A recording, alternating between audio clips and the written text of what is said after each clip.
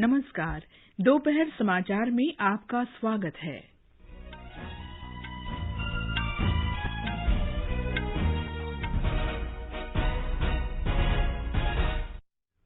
भारत और चीन की सेनाओं के वास्तविक नियंत्रण रेखा से पीछे हटने के मुद्दे पर दूसरे चरण की कमांडर स्तर की बातचीत आज पूर्वी लद्दाख के चुशुल में शुरू।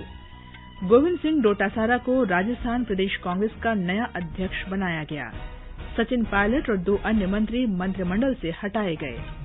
वित्त मंत्री सीतारमण ने कहा, प्रधानमंत्री नरेंद्र मोदी की दृढ़ राजनीतिक इच्छाओं के कारण देश में आर्थिक सुधार जारी है। सड़क परिवहन और राजमार्ग मंत्री नितिन गडकरी ने हरियाणा में 20,000 करोड़ रुपए की लागत से बनने वाले नए आर्थिक गलियारे की परियोजनाओं का उद्घाटन किया। खेल मंत्री किरेन रिजिजू ने 17 राज्यों तथा केंद्र शासित प्रदेश के खेल मंत्रियों से मिलकर योजना तैयार करने पर बातचीत की। और देश में कोविड-19 से स्वस्थ होने की दर 63% से अधिक।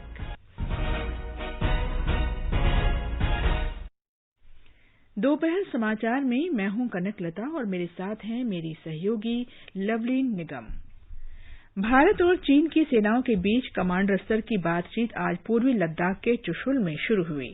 ये बैठक 5 जुलाई को राष्ट्रीय सुरक्षा सलाहकार अजित डोभाल और चीन के विदेश मंत्री वांग यी के बीच हुई बातचीत के बाद हो रही है।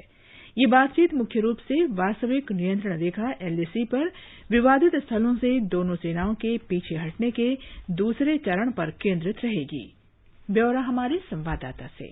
राष्ट्रीय सुरक्षा सलाहकार अजित डोभाल और चीन की विदेश मंत्री वांग यी के बीच बातचीत के बाद सेना के कमांडरों के बीच आज की बैठक महत्वपूर्ण है। पिछले बैठक में वे इस बात पर सहमत हुए हैं कि दोनों पक्षों को इस क्षेत्र में तनाव को कम करने के लिए LAC के साथ चल रही विघटन प्रक्रिया को पूरा करना चाहिए। PLA पहले ही समझौते के अनुसार गेल्वन घाटी और गोग्रा और हॉट स्प्रिंग जैसे घर्षण बिंदुओं में 2 किलोमीटर तक पीछे हट गया। इसी तरह भारतीय सेना भी पिछले वाहिनी कमांडर स्तरीय वार्ता के दौरान अपनी सहमति के अनुसार वापस आ गया है। हालांकि सेना के सूत्रों ने कहा कि आज की वार्ता मुख्य रूप से पेंगोंग त्सो के फिंगर 4 पर और देपसंग मैदानों पर केंद्रित है। भारतीय प्रतिनिधि मंडल के नेतृत्व fire and fury GOC lieutenant general Harinder Singh और चीन के नेतृत्व दक्षिण जिनजियांग सैन्य प्रांत के कमांडर मेजर जनरल लियू लिन करेंगे। आकाशवाणी समाचार के लिए लेह से रमेश चंद्रा।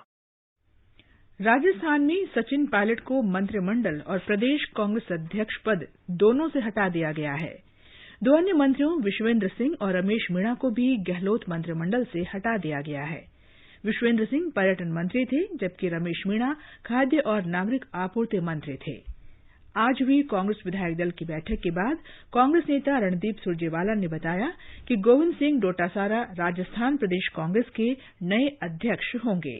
श्री सचिन पायलट जी को, श्री विश्वेंद्र सिंह जी को और श्री रमेश मीणा जी को उप मुख्यमंत्री और मंत्री पद के भार से फौरी तौर से मुक्त किया जाता है। दूसरा, हमारे बहुत तजर्बेकार और काबिल साथी जिन्होंने किसान के घर में जन्म लिया, जो OBC से संबंधित हैं, जिन्होंने अपनी जमीन भी जोती और कांग्रेस की जमीन भी जोती, जो एक कार्यकर्ता के तौर पर जिला कांग्रेस कमेटी के अध्यक्ष के तौर से उठकर आए और आज राजस्थान की शिक्षा मंत्री के तौर पर सेवा कर रहे हैं, गोविंद सिंह डोटासरा जी को राजस्थान प्रदेश कांग्रेस कमेटी का नया अध्यक्ष बनाया जाता है।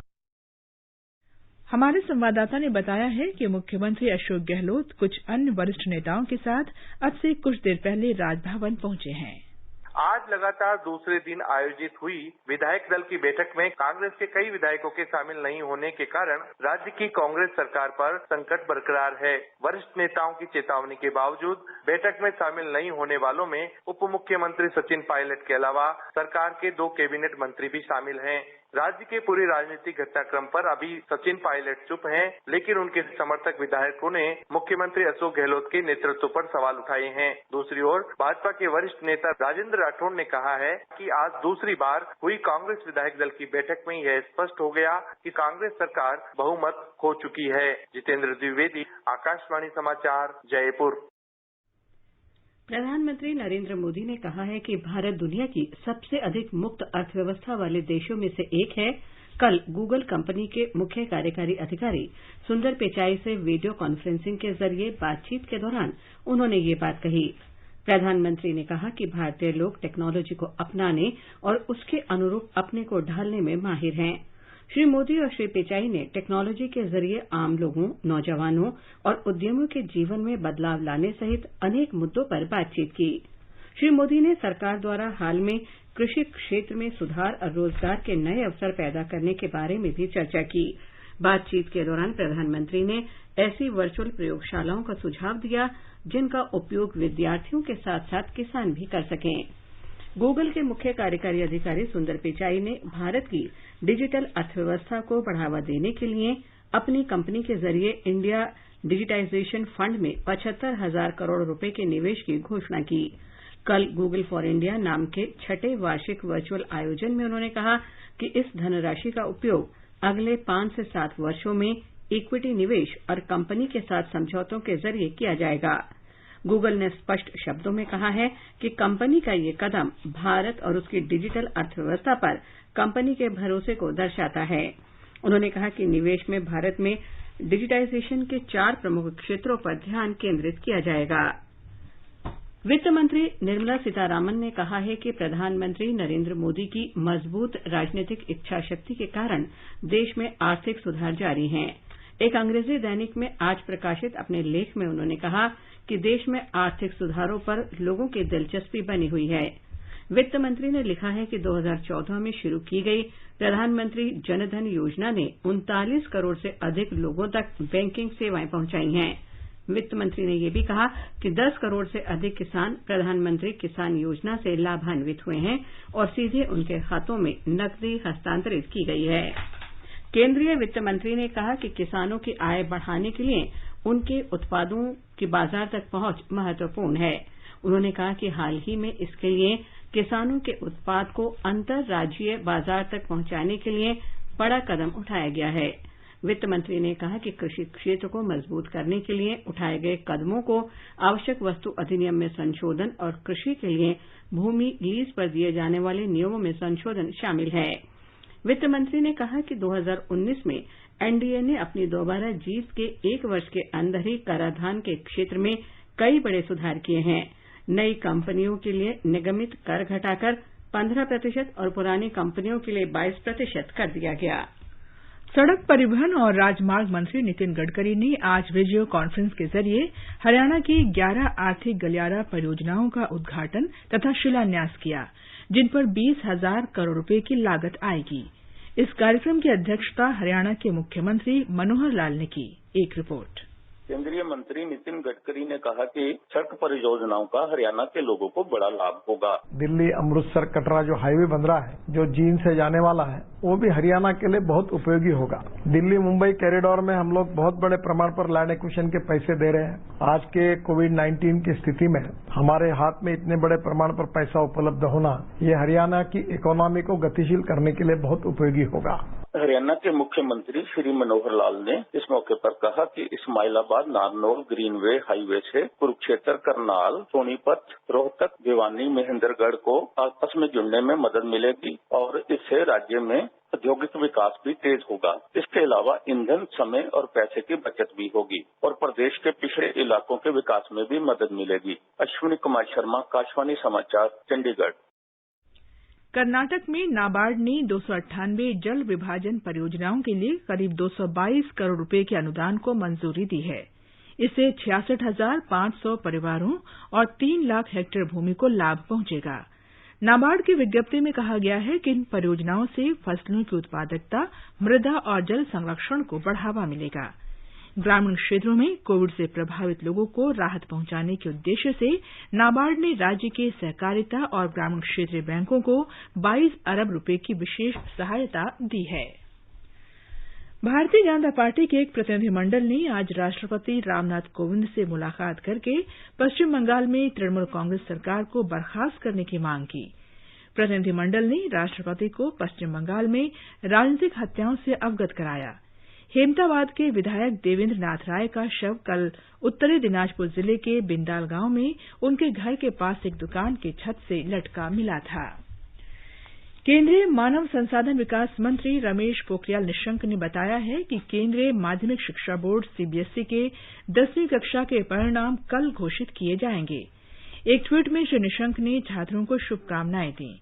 कल कक्षा 12वीं के परीक्षा परिणाम घोषित किए गए थे। ये समाचार आकाशवाणी से प्रसारित किए जा रहे हैं।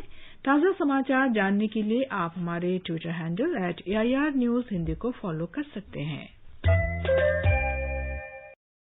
ये आकाशवाणी है।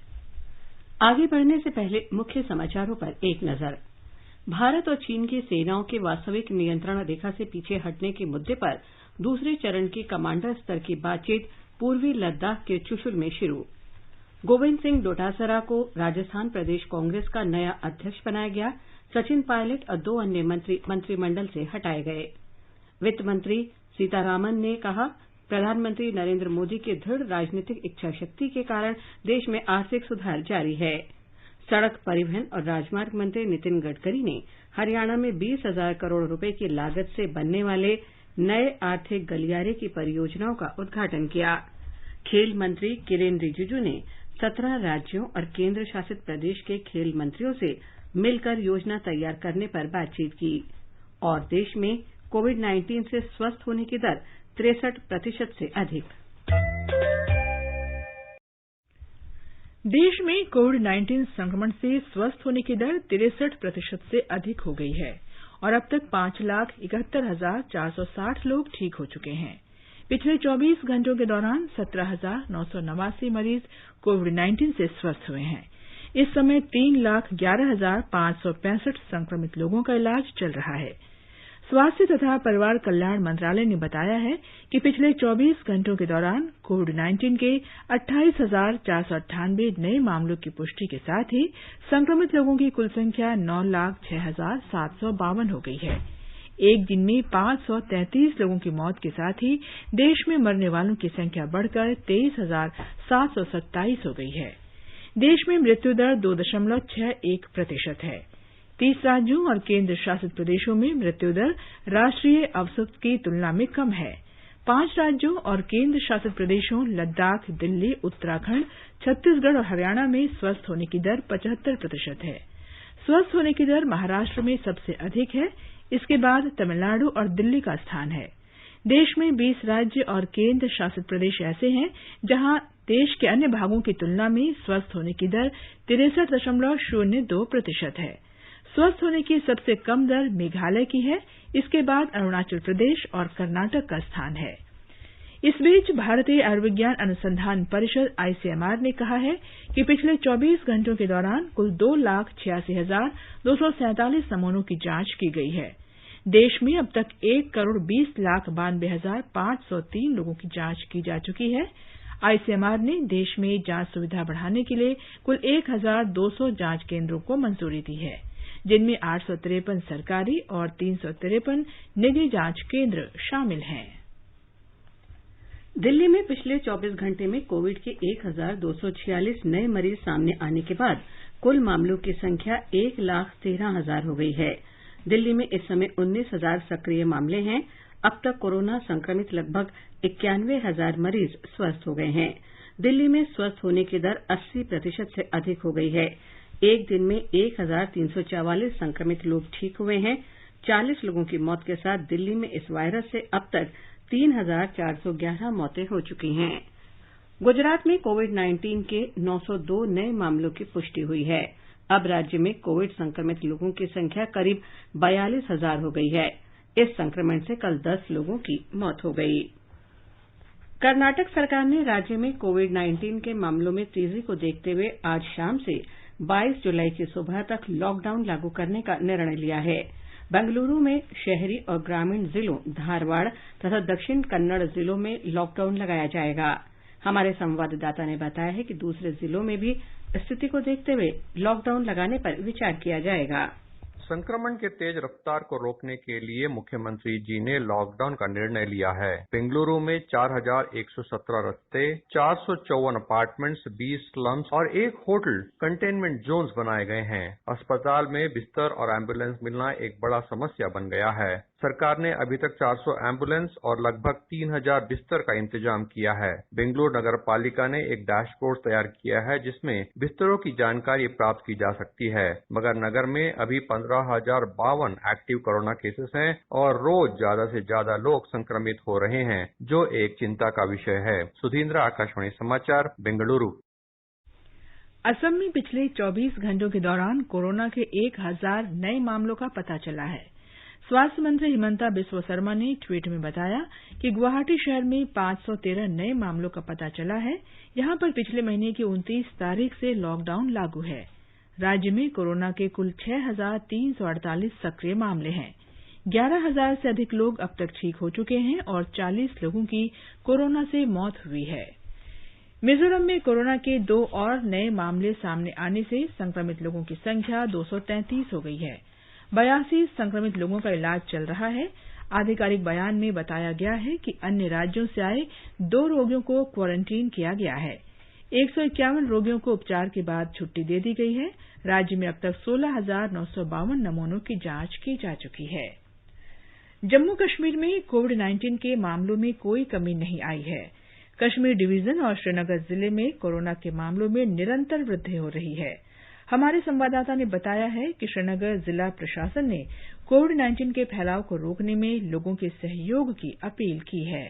जम्मू कश्मीर में और एक दिन की 314 पॉजिटिव मामलों की वृद्धि दर्ज की गई, जिसके साथ ही केंद्र शासित प्रदेश में पॉजिटिव मामलों की संख्या अब बढ़कर 10,827 तक पहुंच गई है। 8 और कोरोना संक्रमित मौतें भी दर्ज की गई, जिसके साथ ही जम्मू कश्मीर में कोरोना मौतों की संख्या 187 तक पहुंच गई है, जिसमें अधिकतम 170 मौतें कश्मीर घाटी में दर्ज की गई है। 314 ताजा पॉजिटिव मामलों में से श्रीनगर जिले में सबसे अधिक 101 मामले सामने आए हैं और पॉजिटिव मामलों की कुल संख्या को श्रीनगर में 1,236 तक पहुंचा दिया है। प्रशासन द्वारा श्रीनगर में 88 कंटेनमेंट जोन्स में प्रतिबंध लगा दिए गए हैं। आकाशवाणी श्रीनगर से मैं सुनील कौल।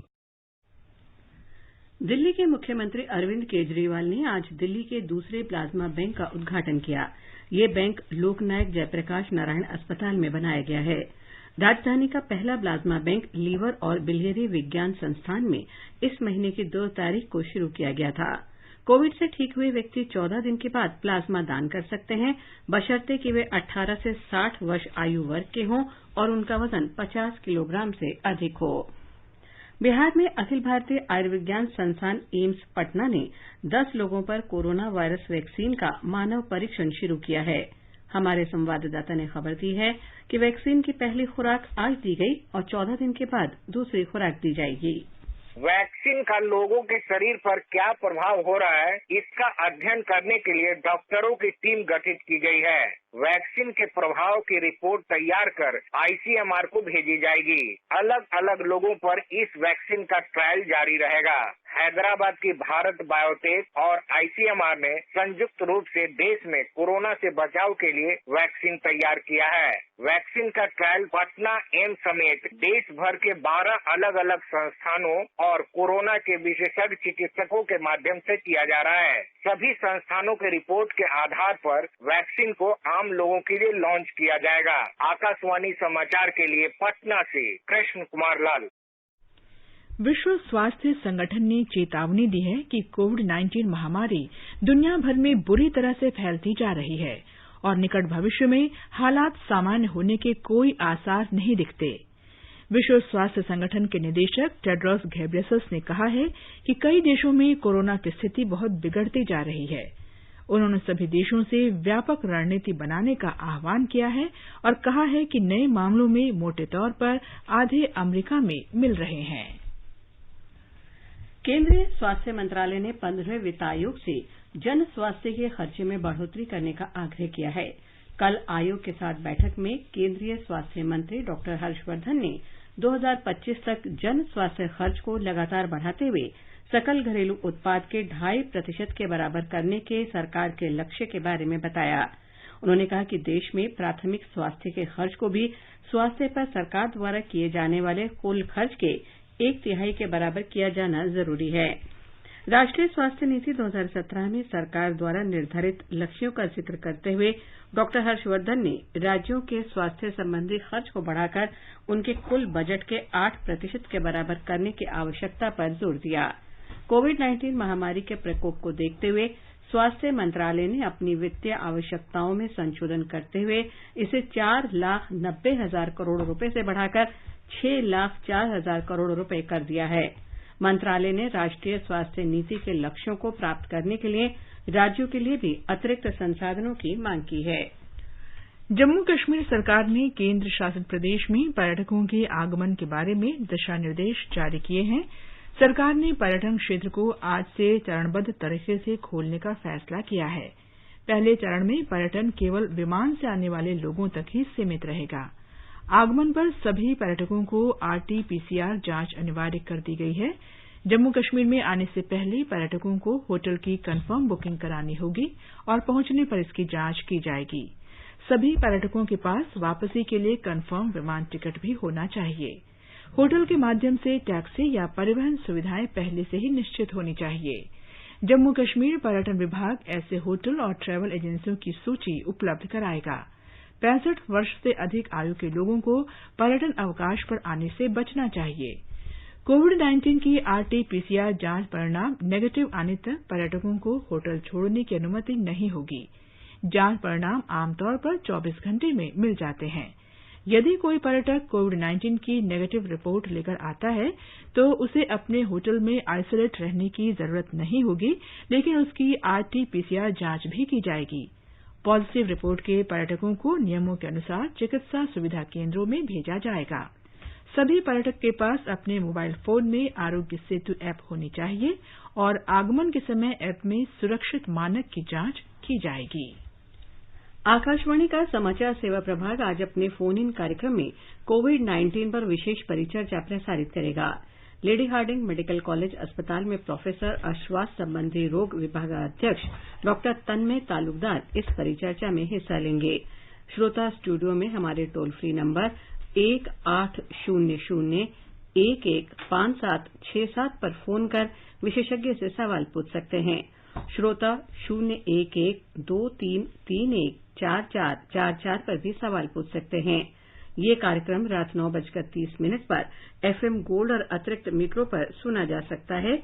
नंबर एक बार फिर सुन लीजिए 1800-115767 और 011-2331-4444। #AskAIR का इस्तेमाल करके Twitter handle @AIR news alert से भी सवाल पूछे जा सकते हैं। कार्यक्रम हमारी वेबसाइट newsonair.com और हमारे YouTube channel news on AIR official पर भी उपलब्ध रहेगा। Mobile app news on AIR से भी अपडेट लिए जा सकते हैं। ये समाचार हमारी वेबसाइट newsonair.com और हमारे मोबाइल ऐप न्यूज ऑन AIR/हिंदी पर भी उपलब्ध हैं। दोपहर समाचार में आपका फिर स्वागत है। केंद्रीय खेल मंत्री किरेन रिजिजू ने देश में खेल और युवाओं से संबंधित गतिविधियों को बढ़ावा देने के लिए एक रोडमैप तैयार करने के उद्देश्य से वीडियो कॉन्फ्रेंस के माध्यम से 17 राज्यों और केंद्र शासित प्रदेशों के युवा तथा खेल मंत्रियों और वरिष्ठ अधिकारियों के साथ बातचीत की। बैठक के दौरान कोविड-19 की रोकथाम को लेकर किए जा रहे कार्यों की भी समीक्षा की गई। असम में ब्रह्मपुत्र सहित सभी बड़ी नदियां उफान पर हैं। बाढ़ के पानी से फसलों, बांधों सहित बुनियादी ढांचे को नुकसान पहुंचा है। 22 जिलों में पानी भर जाने से करीब 22 लाख लोग प्रभावित हुए हैं। हमारे संवाददाता ने बताया है कि 45,000 लोगों को राहत शिविर में पहुंचाया गया है। 5 जगहों पर ब्रह्मपुत्र नदी खतरे के निशान से ऊपर बह रही है। बाढ़ के कारण हजारों लोग सुरक्षित और ऊंचे स्थानों पर चले गए हैं। बाढ़ से संबंधित घटनाओं के कारण असम में अब तक 51 लोगों की जानें जा चुकी है। काजीरंगा राष्ट्रीय उद्यान के 95% हिस्से बाढ़ की चपेट में है। मुख्यमंत्री सर्बानंद सोनोवाल, केंद्रीय मंत्री रामेश्वर तेली और जल संसाधन मंत्री केशव महंतो आज जोनाई की दौरे में हैं। श्री सोनोवाल ने मुकोकसेलेंग गर्ल्स हाई स्कूल में बाढ़ प्रभावित लोगों से मुलाकात की और प्रशासन को लोगों को हर तरफ से मदद देने की निर्देश दिए। बाद में मुख्यमंत्री जल संसाधन विभाग और धेमाजी जिला प्रशासन के साथ भी समीक्षा बैठक करेंगे। मानस प्रदीप शर्मा, आकाशवाणी समाचार, गुवाहाटी। और अब आज के मौसम पर एक नजर। दिल्ली में आमतौर पर बादल छाए रहने और हल्की बारिश होने की संभावना है। न्यूनतम तापमान 28 और अधिकतम 39 डिग्री सेल्सियस रहने का अनुमान है। मुंबई में भी सामान्य रूप से बादल छाए रहेंगे और मूसलाधार वर्षा हो सकती है। न्यूनतम तापमान 25 तथा अधिकतम तापमान 31 डिग्री सेल्सियस रह सकता है।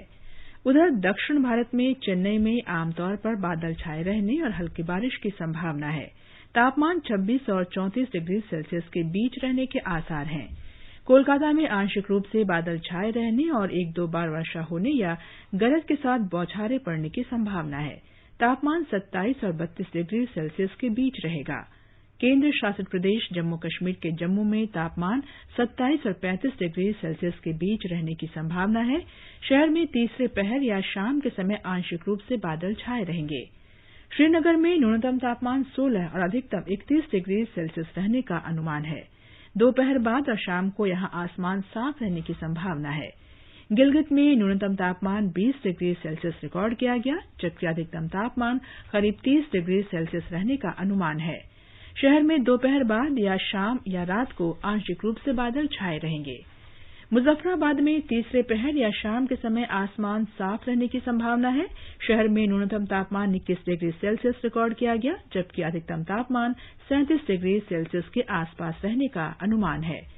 चंडीगढ़ में गरज के साथ बौछारें पड़ेंगी। न्यूनतम तापमान 27 डिग्री सेल्सियस रिकॉर्ड हुआ, जबकि अधिकतम तापमान 35 डिग्री सेल्सियस रहने का अनुमान है। बंगलुरु में तापमान 21 से 29 डिग्री सेल्सियस के बीच रहने की संभावना है। अहमदाबाद में बादल छाए रहने और हल्की वर्षा होने के आसार हैं। उत्तर प्रदेश सरकार ने आपात पुलिस हेल्पलाइन नंबर 112 का दायरा बढ़ा दिया है और इसके साथ दमकल, एम्बुलेंस, रेलवे, पुलिस और आपदा राहत से संबंधित सेवाओं को जोड़ दिया है। अब लोगों को कई आपात नंबर याद करने की आवश्यकता नहीं होगी और वे किसी भी स्थिति में सहायता के लिए 112 नंबर डायल कर सकते हैं। मध्य प्रदेश प्रधानमंत्री सेवा निधि कार्यक्रम लागू करने में सबसे ऊपर रहा है। ये कार्यक्रम राज्य में रेहड़ी पटरी वालों को अपना व्यवसाय जारी रखने में मदद के लिए लागू किया जा रहा है। शहरी रेहड़ी पटरी वालों के अलावा राज्य के ग्रामीण क्षेत्रों के रेहड़ी पटरी वालों को ब्याज सहित 10,000 रुपये की सहायता देने की योजना भी लागू की जा रही है। लद्दाख क्षेत्र में कृषि गतिविधियां लॉकडाउन अवधि के दौरान शुरू हो गई हैं। अन्य आर्थिक गतिविधियां न होने के कारण लद्दाख क्षेत्र में मानव संसाधन की प्रचुरता के कारण इस वर्ष बागवानी, फल, फूल, सब्जी, अन्य दाल और चारा के क्षेत्र में कृषि योग्य भूमि में बढ़ोतरी हुई है।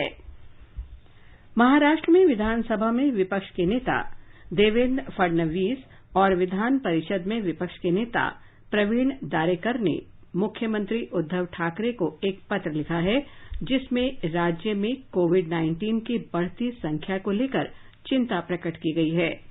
दोनों नेताओं ने राज्य का दौरा करने और विभिन्न स्थानों की स्थिति की समीक्षा के बाद कई सुझाव भी दिए हैं।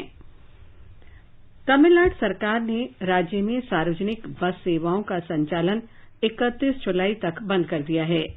चेन्नई के अतिरिक्त कई जिलों में कोविड-19 संक्रमण के बढ़ते मामलों को देखते हुए ये फैसला लिया गया है। इस बीच तमिलनाडु में कोविड से संक्रमित लोगों की संख्या 1,42,000 से अधिक हो गई है। कल 4,328 लोगों में कोरोना संक्रमण की पुष्टि हुई। हालांकि लगभग 3,000 लोग स्वस्थ होने के बाद घर वापस आ चुके हैं। राज्य में पिछले 24 घंटे में इस महामारी से 66 रोगियों की मौत होने के साथ ही राज्य में कोरोना से मरने वालों की संख्या 2,000 से अधिक हो गई है। दिल्ली के मुख्यमंत्री अरविंद केजरीवाल ने आज दिल्ली के दूसरे प्लाज्मा बैंक का उद्घाटन किया।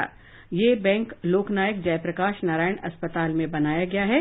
राजधानी का पहला प्लाज्मा बैंक ILBS में इस महीने की 2 तारीख को शुरू किया गया था। अंत में मुख्य समाचार एक बार फिर। भारत और चीन की सेनाओं के वास्तविक नियंत्रण रेखा से पीछे हटने के मुद्दे पर दूसरे चरण की कमांडर स्तर की बातचीत आज पूर्वी लद्दाख के चुशुल में शुरू। गोविंद सिंह डोटासरा को राजस्थान प्रदेश कांग्रेस का नया अध्यक्ष बनाया गया। सचिन पायलट और 2 अन्य मंत्री मंत्रिमंडल से हटाए गए। वित्त मंत्री सीतारमण ने कहा, प्रधानमंत्री नरेंद्र मोदी की दृढ़ राजनीतिक इच्छाओं के कारण देश में आर्थिक सुधार जारी है। सड़क परिवहन और राजमार्ग मंत्री नितिन गडकरी ने हरियाणा में 20,000 करोड़ रुपए की लागत से बनने वाले नए आठी गलियारे की परियोजनाओं का उद्घाटन किया और देश में कोविड-19 से स्वस्थ होने की दर 63% से अधिक। इसके साथ ही दोपहर समाचार का ये अंक समाप्त हुआ। नमस्कार।